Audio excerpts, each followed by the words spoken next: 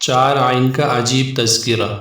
Number 1 عابد کا عین، number 2 عالم کا عین، نمبر 3 عارف کا عین، نمبر 4 عاشق کا عین۔ ان چاروں میں عین ایک جیسا ہے، ان چاروں میں عین ہے۔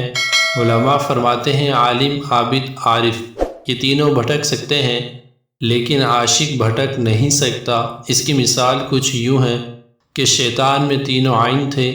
نمبر 1 عالم اتنا بڑا کہ معلم الملائکہ تھا، نمبر 2 عابد اتنا کہ 8 لاکھ سال عبادت کی، نمبر 3 عارف اتنا کہ ادھر اللہ ناراض ہو رہا تھا اور شیطان کو معرفت تھی کہ اللہ غصے میں ہو، تب بھی اللہ سے مانگو تو مان جاتا ہے۔ اس نے مہلت مانگ لی لیکن عاشق نہیں تھا۔